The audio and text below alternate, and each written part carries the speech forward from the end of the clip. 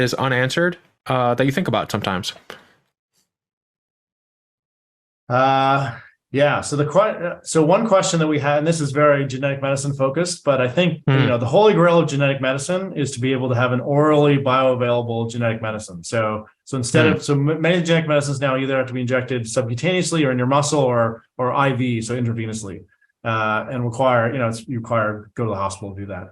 And so if we can develop an orally bioavailable genetic medicine, that would completely change the game, make cures for these genetic diseases accessible to everyone. And so, yeah, that definitely keeps me up at night, where it's an area that I think it's possible to do with our platform. But finding the time and the effort and the money mm. to sort of make it happen, really excites me. Think of it like a friend. I read this somewhere where it's if you're going to commit a crime, don't commit two crimes at the same time because they multiply and you go to jail for a longer period of time. So it's like innovation's a similar thing in my mind. It's like one innovation at a time, and then you can prove it out, and then you can build it out to all the other things you're doing. I don't know if that is a similar framework in terms of how you think of things, but is there anyone out there, either a nonprofit or a lab, working on making it bioavailable through orally versus an injection, and then that being something that who's doing that? Because that does sound very interesting. Yeah, so there's been a lot of failures, unfortunately, in this space too. I think BioNTech just announced they had a failure with an orally administered vaccine just today. So I think again, it's something that everybody wants to do, but I think it's extremely difficult. And I'm sure I know there's hundreds and hundreds of labs working on it, and a few biotech companies.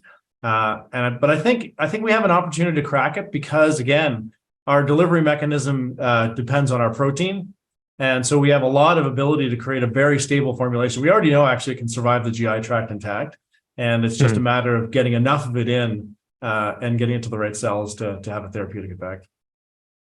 So the hard part is the absorption, like the absorption rate as it moves through. So if you could like slow it down, it would potentially have more surface area to be absorbed, and that potentially could resolve it. I'm curious, like what are some of the hard parts of it? Yeah, so I would say, so it really depends on where you want to hit in the body, how far down the GI tract you want to go, and what cells you want to go over.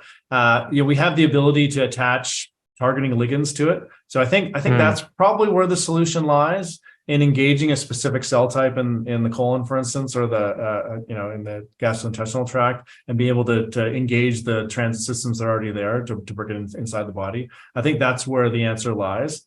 And we just need the time and